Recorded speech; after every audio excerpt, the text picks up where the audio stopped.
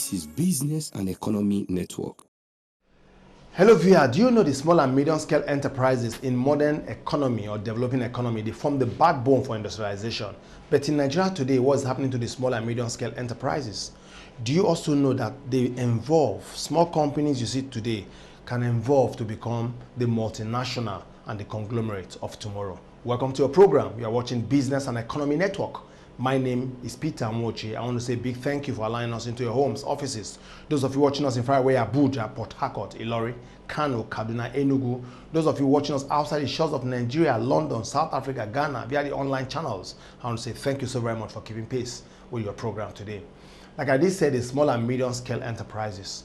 But today we are focusing on so many aspects of Nigerian economy. But first and foremost, for Company in Focus, we are bringing in the Executive Secretary of Nigerian Content Development and Management Board. This is an agency of government that is saddled looking at the Local Content Act and its implementation in Nigeria. For special report, we have the Executive Director of Next Oil, a company doing very well in the engineering, procurement, and construction in the oil and gas sector. Number one leader in that aspect. For Spotlight, we have the founder stroke chairman of Datnotch Group. They are into engineering. It's going to be an interesting watch. Relax, brace yourself up, because it's going to be deep, it's going to be incisive, and it's going to be very educative. I'll be back after this time out. What shall I render to Jehovah? For he has done so very much for me. What shall I render to Jehovah? He has done so. Hey, and so we say,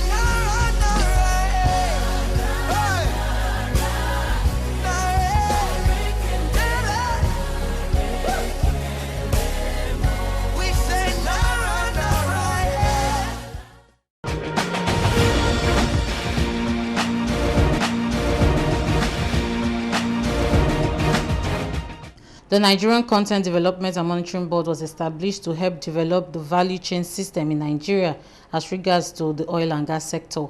Local content, they say, is usually the added value brought to a country at all levels. A country's economy is progressive and sustainable if its economic essentials are strong and well managed. In a chat with the Executive Secretary of the board on how the board is faring and being funded, Engineer N.C.D.M.B, Wabote, a man with different words of experience, which has brought about positive reforms and achievements, said the board is tailored to function within its budgeted requirements of 1% returns from stakeholders and has been able to successfully become self-sufficient.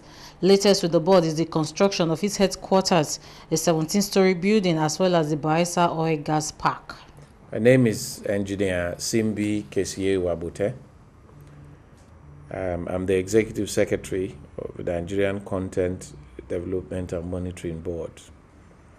I assumed this responsibility on the 1st of November 2016, and I was appointed by President Muhammadu Buhari to take on this responsibility. Prior to that, I spent 25 years working for Shell Petroleum Development Company, Nigeria Limited.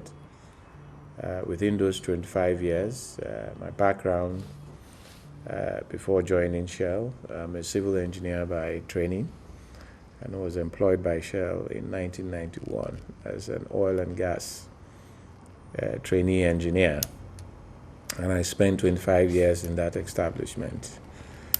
I have a BSc in Civil Engineering and a master's degree from Leeds Metropolitan University in Corporate Governance.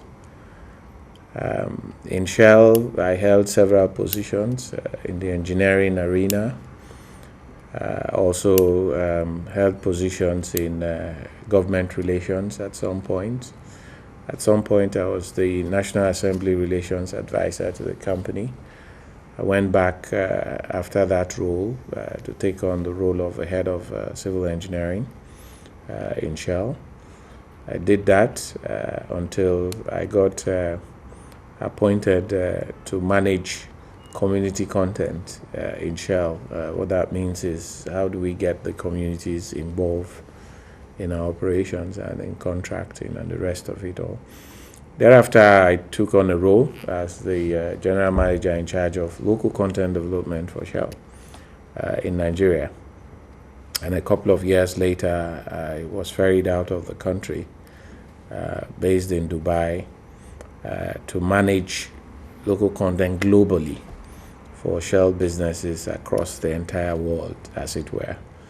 So in that role, I helped to develop the strategic direction of Shell with regards to how we deal with local content challenges in different continents of the world, because it is not just a Nigerian issue, it's a global problem. As a fallout of the globalization, a lot of people lost their jobs because jobs were taken to a particular continent, and then people wanted to get back those jobs. So there needs to be a very clear local content strategy. That was what I was doing. I came back to Nigeria in 2014 and became a director of SPDC. While I was busy doing that job, I was appointed to this role on the 1st of November 2016. The Nigerian Content Development and Monitoring Board was established with an Act of Parliament in April 2010, when the then administration of Goodluck Jonathan signed the law into effect.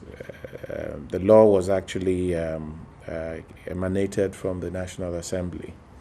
And the need for that arose because prior to 2010, we realized that every activities of the oil and gas industry was done outside the country, primarily because then government depended solely on the income that they get from taxes and from royalties. Government never focused on the value additions that come out of the value chain within the oil and gas sector. So we focus primarily on royalties and taxes. And when they did some bit of math on it, they discovered that the industry spent about $21 billion every year. And out of this $21 billion in the activities to explore and exploit hydrocarbon, only about 3% remained in country. Every other thing in the oil and gas industry was done outside the country, from engineering, fabrication, studies, were all done outside the country. So I think the authors of the act then felt it was necessary for us to claw back most of this expenditure outside the country. So somewhere along the line, before the Jonathan's administration, Obasanjo administration enunciated the policy on local content and set some very huge targets as to local content attainment, 45% in 2007, and then 75%, I think, in 2011. It was very bogus, if you like, policy, and because of the belief of the leadership then to drive local participation in the oil and gas sector. When that policy came out, I think there was a discussion on who do we give this responsibility to drive that policy. And of course, it fell on the shoulders of NNPC. The reason being that NNPC owns most of the concessions, on one hand, on behalf of government, and also own a majority of the partnership arrangement in the joint venture setting. So it was a good fit then in terms of policy, driving the policy through. And so it was domiciled with NNPC. At that time, they did their best on best endeavor basis, came out with some rules, some directives, but the operators themselves only respected the bits that they can do. There was no stretch. And that was when some of the practitioners felt it was good enough to put a law around it so that there is a legal basis with which you can challenge operators to comply with the laws of the land. Hence, the act was then enacted in 2010. And out of that act N.C.D.M.B was then established. So that responsibility in the entire country to superintend over oil and local content in oil and gas sector was then vested with N.C.D.M.B as the sole authority to drive local content in the oil and gas sector. So that was when it was established. So far, we have had about two executive secretaries before myself. I'm the third executive secretary that is running this organization. So that's basically the history behind it.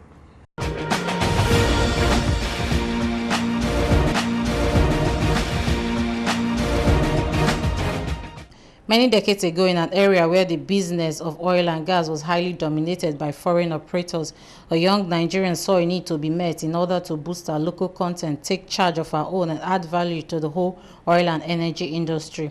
Dr. N.C.D.M.B, the Group Managing Director, Chief Executive Officer, started the firm N.C.D.M.B Limited from a very humble beginning and has today become a brand everyone wants to reckon with, considering the level of remarkable success made.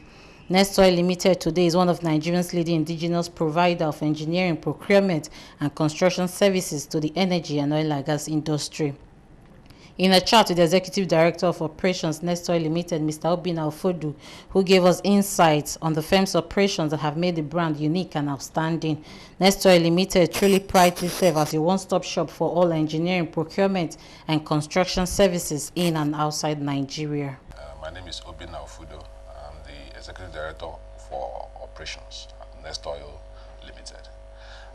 N.C.D.M.B, as you know, is one of Nigeria's leading engineering, procurement, construction, and commissioning companies. And what this means really is that in the oil and gas industry where we play, we are one of the leading players that are able to execute the large scale project needed to bring oil from underground to exports and eventually to be refined and used in so many products across the world.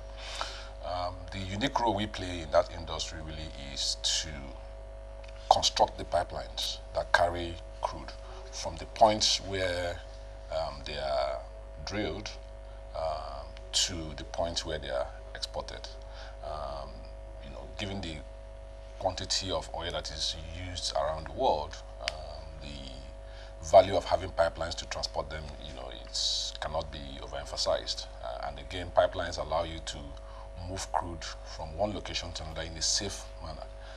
Obviously, it needs not to be said that crude can, while being very valuable, can also be very destructive to the environment if not properly handled. So N.C.D.M.B's unique selling point really is that we provide all those services that allow crude to be moved from one location from the point of production to the point of export via the pipelines that we construct across the country. N.C.D.M.B was incorporated in 1991. Our founder, Dr. N.C.D.M.B, started this as a vision, really, to get into an industry that was then largely dominated by the foreign services companies.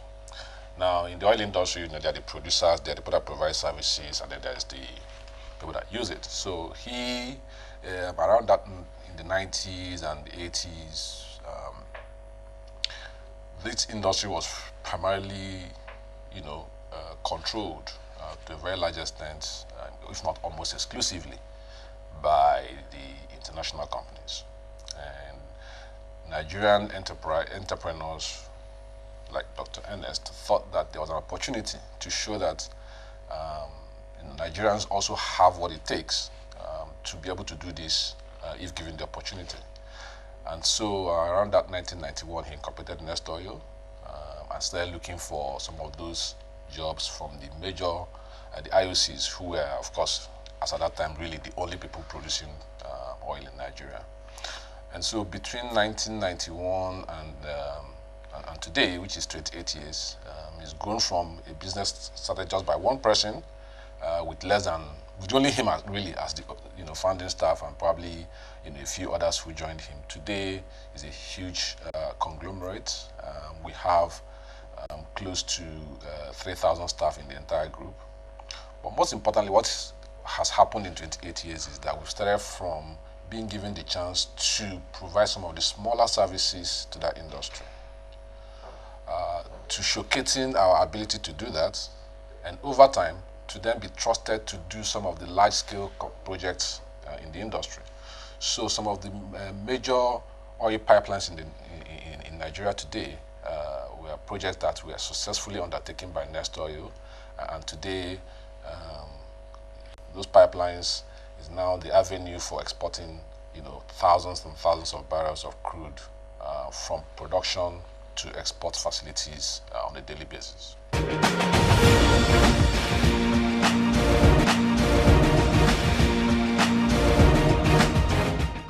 5 decades ago in the city of Kano State, Nigeria, a young man was born and had his early school days in same Kano before moving over to the south. Having obtained several degrees in different areas of study, worked in various firms and industries where necessary wealth and experience was gained. Honorable Victor Oyekachi Oche, the founder and chairman, set up DOTNOTCH Nigeria Limited to bridge the gap and provide solutions to engineering challenges. Today, DOTNOTCH is meeting and satisfying the needs of Nigerians and non-Nigerians in everything engineering. Also, the firm has been able to contribute its quota and put smiles in the faces of Deltans and Nigerians at large through its Victor Oche Foundation programs. Nigeria is a country that is growing in leaps and bounds. And I mean growing leaps and bounds, population-wise. And the more the population, the more people want to go into the hinterlands and begin to expand. But we don't even have that the kind of infrastructure that should carry us in the 21st century if you want to compete with the first world. But right now, let us even admit that we're the third world. I do not even see us having the infrastructure of a third world. Not because the plans are not there, but because I think we need to have a different commitment into the kind of infrastructures that we have in place. And that should help this country grow. So to answer your question, I do not think that we have enough infrastructure for a present-day Nigeria that we live in. The Victor Oche Foundation was founded in the year 2001. It came out of the fact that when I was in Delta, and I visited my constituency actually, and I realized that I was even doing so much more than those who were there. And there are very little things which were basics which could have been handled but were not handled. Now, they didn't have the roads. The roads were bad, and in fact, commuting was very difficult. And this is purely an agrarian community. Now, the only thing you could help a farmer do is to enable him move his products from his farm to the market where he needs to sell them, because that's the only thing he can make money. But this wasn't possible. Now, the vehicles that were plying those roads were charging them a hell of money, because you don't blame them. The roads are bad. It will take you like 1 hour to get between Oncholon and Iseluku, which is a 12-kilometer drive. And shouldn't take you how many minutes? But we didn't have the roads. They were bad. So it was around the constituency. And I have a passion for education. My late dad said to me, Victor, the only legacy I leave you is education. Then I thought I was angry with him. Why is this man behaving like this? He won't give me money to be the young man and flex around. But with time, I understood the import of what he said to me.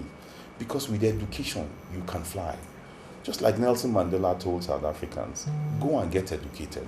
If he was not educated, he would not have been able to stand the fight against apartheid. Because education does it all. So I decided it was time to put the foundation together, got people who were trustees, and we launched the foundation. And at the launching, it was a huge success. So, well, first thing we needed to do was to try to assuage the pains of the people living in Onitsha North. So I had a meeting with the Nigerian Union of Road Transport Workers, and I said to them, all right, I'm going to bring in my own buses. Now, these buses are going to be plying the 3 major routes of Onitsha North. but you're going to charge them half price. We are not going to charge the price that you're taking. And so we'll take half price from them. But you guys will also compete with me, but we need to help them. They agreed that they've never seen someone who wants to help people. But okay, so no problem. And so we started.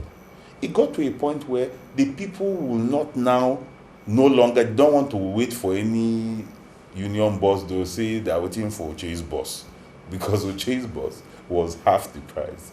And then half the price, that was enough to pay the driver and then augment for whatever fueling he was taking. But the buses were brought in free, so it wasn't like anybody had to pay for them. So that was what we started with. Then we went into ensuring that all the secondary schools in Datnotch, we gave them the beginning of every term, we ensured that we had exercise books for the students, all of them, no exceptions, in all the secondary schools. Now, you see, you may not understand how poor some people are until you find out that some students could not afford to have more than one notebook. It was very heartrending for me. And I just thought, if I had the opportunity to go to school, what can I do to better the lot of this? And actually, the parents of the students don't even have the money because they were poor farmers. And they have children, they have other commitments to do. So those exercise books, each student got minimum of 6 exercise books. Now, that was very huge for the parents of those children. And I didn't know it was that heavy. Even the teachers didn't have lesson notes. We gave all that. Then I went a step further. I went to school, and my school had a school bus. When we had to go for debating society and all of that, we made that available. And I said, no. We also, through the foundation, provided buses for all the secondary schools in Datnotch, all, not in exception of any. So each school had school buses, so you could have dignity in the schools, and the students who came out of those schools, there'll be dignity in the kind of schools they attended. Now, this was the basic areas of focus for the foundation. Then we digressed into creating scholarships for those from primary to secondary school, from secondary school to the university level. Gave out a lot of scholarships and ensured that a lot of people went through training. Today I sit down, some people just send me messages, oh sir, you paid my school fees. I said, really? I don't even know them. But for me, that's the joy. I don't want to help somebody I know. Let me help somebody who I never knew by dint or anything, by any chance. But the person will not forget that sometime, someday, some man paid and ensured that I became educated. And that is what I believe is the true meaning of happiness.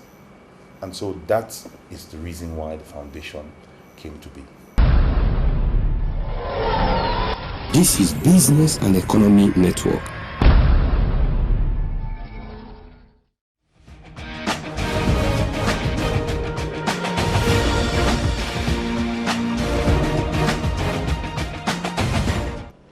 Well, if you are this time will permit us, I want to say a big thank you so very much. I must have learned one or two things. But remember this, you measure the size of your achievements via the obstacle you have gone through to get to your goal. Yes, you measure, you must measure to know where you're coming from and look at the stumbling block and how to surmount them and get to that promised land. But with determination, perseverance and focus, definitely you get to your dreamland. And I know these are what some of these organizations who have showcased today have gone through. They are leaders in their own right. You can also be a leader in your own right. On behalf of Production Crown, I want to say thank you so very much. Tomorrow, they say, is another day. We'll be again with you next week. God's willing. Stay blessed.